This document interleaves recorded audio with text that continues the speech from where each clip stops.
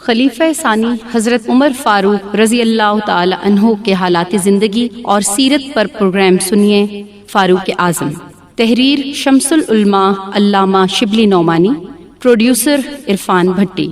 اب ہم اختصار کے ساتھ ان واقعات کا ذکر کرتے ہیں۔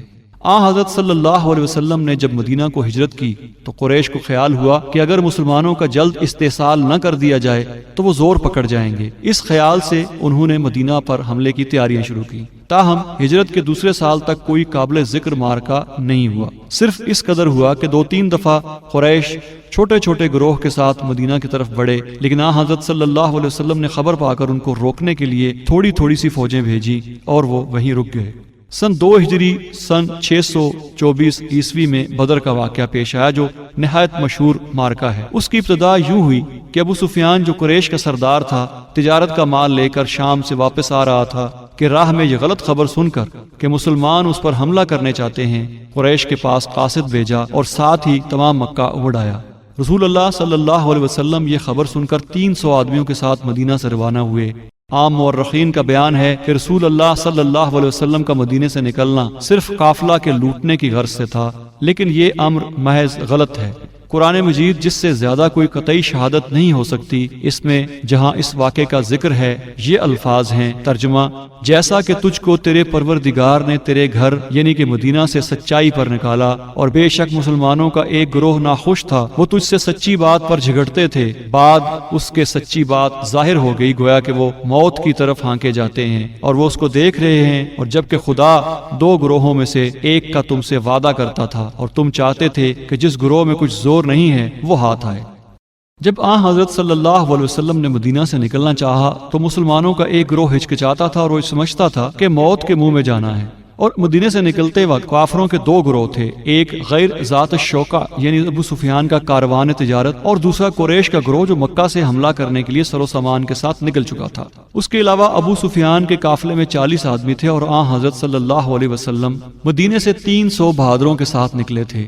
300 آدمی 40 آدمی کے مقابلے میں کسی طرح موت کے منہ میں جانا نہیں خیال کر سکتے تھے، اس لیے اگر حضرت صلی اللہ علیہ وسلم قافلے کے لوٹنے کے لیے نکلتے تو خدا ہرگز قرآن مجید میں یہ نہ فرماتا کہ مسلمان ان کے مقابلے کو موت کے منہ میں جانا سمجھتے تھے۔ بہرحال 8 رمضان سن 2 ہجری کو حضرت صلی اللہ علیہ وسلم 313 آدمیوں کے ساتھ، جن میں 83 مہاجرین اور باقی انصار تھے، مدینہ سے روانہ ہوئے۔ قریش کے ساتھ 950 کی جمعیت تھی، جن میں بڑے بڑے مشہور بہادر شریک تھے۔ مقام بدر میں جو مدینہ منورہ سے قریباً 6 منزل ہے، معرکہ ہوا اور کفار کو شکست ہوئی۔ مسلمانوں میں سے 14 آدمی شہید ہوئے، جن میں 6 مہاجر اور 8 انصار تھے۔ قریش کی طرف سے 70 مقتول اور 80 گرفتار ہوئے۔ مقتولین میں ابو جہل، عتبہ بن ربیعہ، شیبہ اور بڑے بڑے رؤسائے مکہ تھے، اور ان کے قتل ہونے سے قریش کا زور ٹوٹ گیا۔ حضرت عمر رضی اللہ تعالیٰ عنہ اگرچہ اس معرکہ میں رائے و تدبیر، جاں بازی و پامردگی کے لحاظ سے ہر موقع پر رسول اللہ صلی اللہ علیہ وسلم کے دستے بازو تھے، لیکن ان کی شرکت کی مخصوص خصوصیات یہ ہیں۔ نمبر 1، قریش کے تمام قبائل اس معرکہ میں آئے، لیکن بنو عدی یعنی حضرت عمر رضی اللہ تعالیٰ عنہ کے قبیلے میں سے ایک متنفس بھی جنگ میں شریک نہیں ہوا، اور یہ امر جہاں تک قیاس کیا جا سکتا ہے صرف حضرت عمر رضی اللہ تعالیٰ عنہ کے رعب اور ادب کا اثر تھا۔ نمبر 2، حضرت عمر رضی اللہ تعالیٰ عنہ کے ساتھ ان کے قبیلے اور خلفاء کے 12 آدمی شریک جنگ تھے، جن کے نام یہ ہیں: زید بن عبداللہ بن سراقہ، عمر بن سراقہ، واقد بن عبداللہ، خولی بن ابی خولی، عامر بن ربیعہ، عامر بن وکیر، خالد بن وکیر، حیاس بن وکیر، عاقل بن وکیر رضی اللہ تعالیٰ عنہ۔ نمبر 3، سب سے پہلے جو شخص اس معرکہ میں شہید ہوا وہ معجے حضرت عمر رضی اللہ تعالیٰ عنہ کا غلام تھا۔ نمبر 4، عاصی بن ہشام بن مغیرہ جو قریش کا ایک معزز سردار اور حضرت عمر رضی اللہ تعالیٰ عنہ کا ماموں تھا، حضرت عمر رضی اللہ تعالیٰ عنہ کے ہاتھ سے مارا گیا۔ یہ بات حضرت عمر رضی اللہ تعالیٰ عنہ کی خصوصیات میں شمار کی گئی ہے کہ اسلام کے معاملات میں قرابت اور محبت کا اثر ان پر کبھی غالب نہیں آ سکتا تھا، چنانچہ یہ واقعہ اس کی پہلی مثال ہے۔ اس معرکہ میں مخالف کی فوج میں سے جو لوگ زندہ گرفتار ہوئے ان کی تعداد کم و بیش 70 تھی، اور ان میں سے اکثر قریش کے بڑے بڑے سردار تھے، مثلا حضرت عباس رضی اللہ تعالیٰ عنہ، عقیل جو حضرت علی رضی اللہ تعالیٰ عنہ کے بھائی، ابو العاص بن الربیع، ولید بن عبد الولید۔ ان سرداروں کا ذلت کے ساتھ گرفتار ہو کر آنا ایک عبرت خیز سما تھا۔ جس نے مسلمانوں کے دل پر بھی اثر کیا، یہاں تک کہ رسول اللہ صلی اللہ علیہ وسلم کی زوجہ مبارکہ حضرت سودا رضی اللہ تعالیٰ عنہ کی نظر جب ان پر پڑی تو بے اختیار بول اٹھی کہ ترجمہ، تم مطیع ہو کر آئے ہو، شریفوں کی طرح لڑ کر مر نہیں گئے۔ قیدیوں کے معاملے میں حضرت عمر رضی اللہ تعالیٰ عنہ کی رائے۔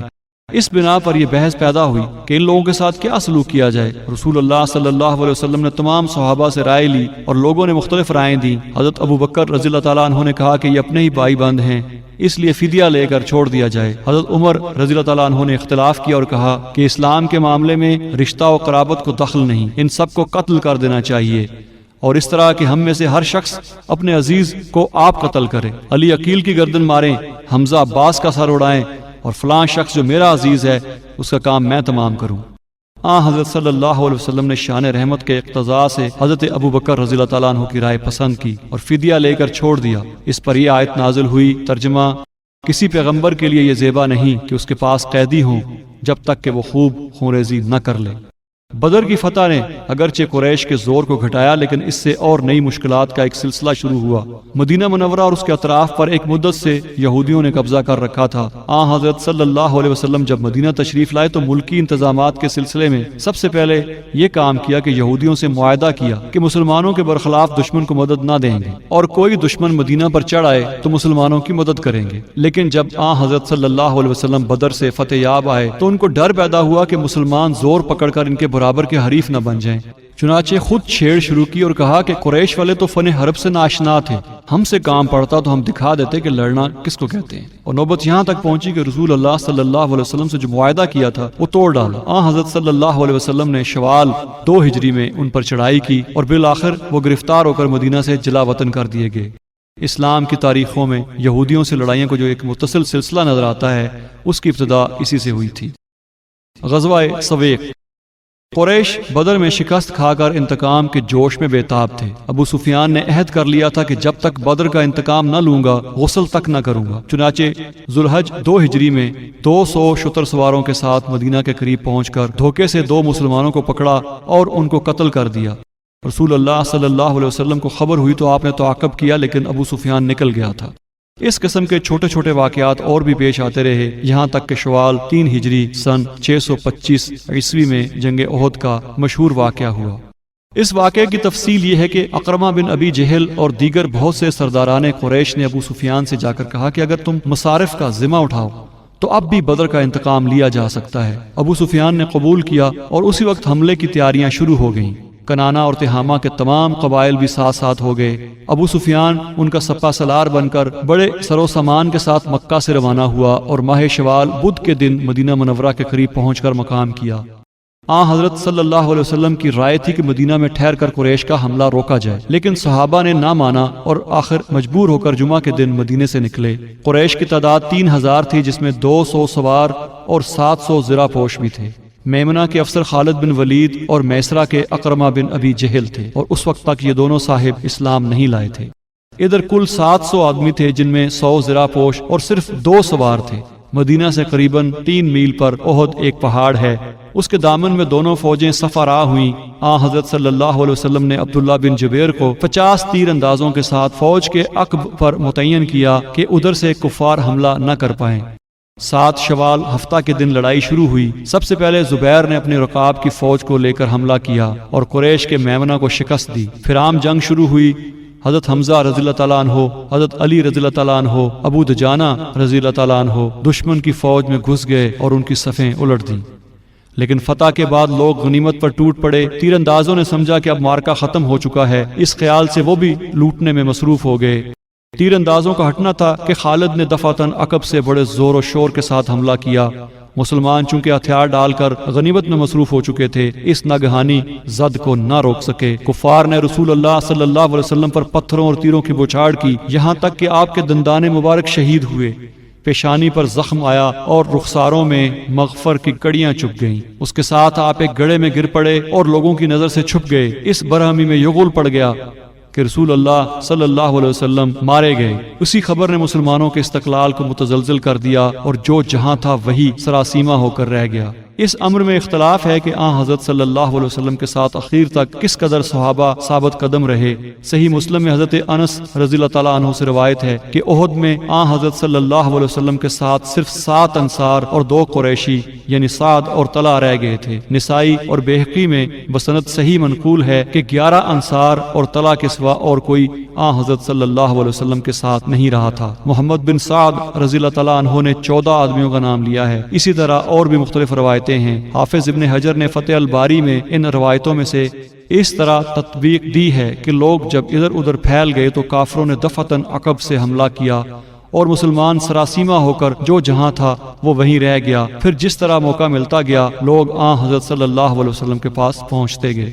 تمام روایتوں پر نظر ڈالنے سے معلوم ہوتا ہے کہ جب آن حضرت صلی اللہ علیہ وسلم کی شہادت کی خبر مشہور ہوئی تو کچھ تو ایسے سراسیمہ ہوئے کہ انہوں نے مدینہ آ کر دم لیا۔ کچھ لوگ جان پر کھیل کر لڑتے رہے کہ رسول اللہ صلی اللہ علیہ وسلم کے بعد جینا بیکار ہے۔ بعضوں نے مجبور مایوس ہو کر سپر ڈال دی کہ اب لڑنے سے کیا فائدہ۔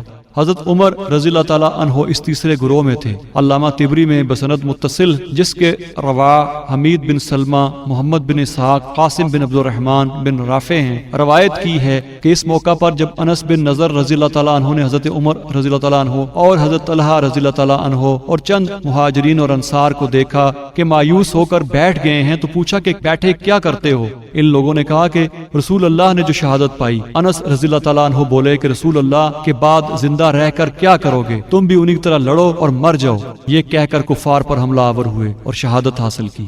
قاضی ابو یوسف نے خود حضرت عمر رضی اللہ تعالیٰ عنہ کی زبانی نقل کیا ہے کہ انس بن نضر میرے پاس سے گزرے اور مجھ سے پوچھا کہ رسول اللہ صلی اللہ علیہ وسلم پر کیا گزری؟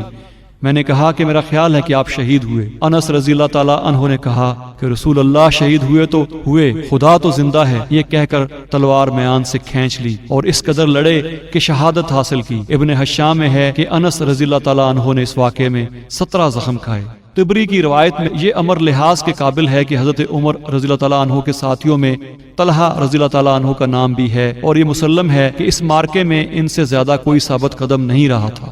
بہرحال یہ امر تمام روایتوں سے ثابت ہے کہ سخت برہمی کی حالت میں بھی حضرت عمر رضی اللہ تعالیٰ عنہ میدان جنگ سے نہیں ہٹے، اور جب آن حضرت صلی اللہ علیہ وسلم کا زندہ ہونا معلوم ہوا تو فوراً خدمت میں پہنچے۔ طبری اور سیرت ہشام میں ہے۔ ترجمہ: پھر جب مسلمانوں نے رسول اللہ کو دیکھا تو آن حضرت صلی اللہ علیہ وسلم کے پاس پہنچے اور آپ لوگوں کو لے کر پہاڑ کے درے پر چڑھ گئے۔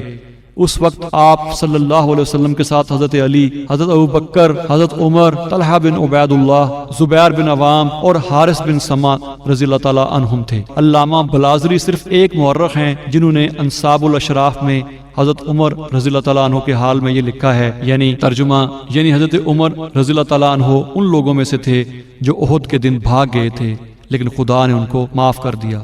علامہ بلازری نے ایک اور روایت نقل کی ہے جس کا خلاصہ یہ ہے کہ حضرت عمر رضی اللہ تعالیٰ عنہ نے جب اپنی خلافت کے زمانے میں لوگوں کے روزینے مقرر کیے تو ایک شخص کے روزینے کی نسبت لوگوں نے کہا کہ اس سے زیادہ مستحق آپ کے فرزند عبداللہ ہیں۔ حضرت عمر رضی اللہ تعالیٰ عنہ نے فرمایا کہ نہیں، کیونکہ اس کا باپ احد کی لڑائی میں ثابت قدم رہا تھا اور عبداللہ کا باپ یعنی حضرت عمر نہیں رہا تھا۔ لیکن یہ روایت قطع نظر اس کے کہ درایتاً غلط ہے، کیونکہ مارکہ جہاد سے بھاگنا ایک ایسا ننگ تھا جس کو کوئی شخص اعلانیہ تسلیم نہیں کر سکتا تھا۔ اصول روایت کے لحاظ سے بھی ہم اس پر اعتبار نہیں کر سکتے۔ علامہ موصوف نے جس روایت کی سند سے یہ روایت بیان کی ہے ان میں عباس بن عبداللہ الباقسائے اور غیث بن اسحاق ہیں اور دونوں مجہول الحال ہیں۔ اس کے علاوہ اور تمام روایتیں اس کے خلاف ہیں۔ اس بحث کے بعد ہم پھر اصل واقعے کی طرف آتے ہیں۔ خالد ایک دستہ فوج کے ساتھ آن حضرت صلی اللہ علیہ وسلم کی طرف بڑھے۔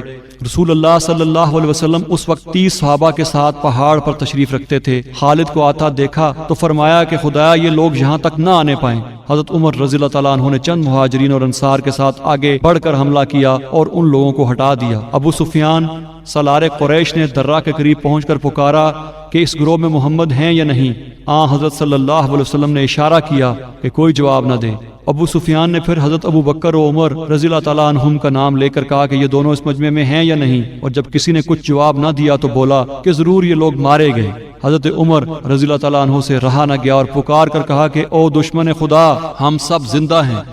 ابو سفیان نے کہا، ترجمہ: اے حبل، ایک بت کا نام تھا، اے حبل بلند ہو۔ رسول اللہ صلی اللہ علیہ وسلم نے حضرت عمر رضی اللہ تعالیٰ عنہ سے فرمایا کہ جواب دو۔ ترجمہ: خدا بلند و برتر ہے۔ علامہ شبلی نعمانی کی معرکۃ الآراء تصنیف الفاروق پر مبنی پروگرام آپ سن رہے تھے فاروق اعظم۔ ریکارڈنگ انجینئر واجد محمود، آواز تحقیق و پروڈیوسر عرفان بھٹی، پیشکش رفا انسٹیٹیوٹ آف میڈیا سائنسز۔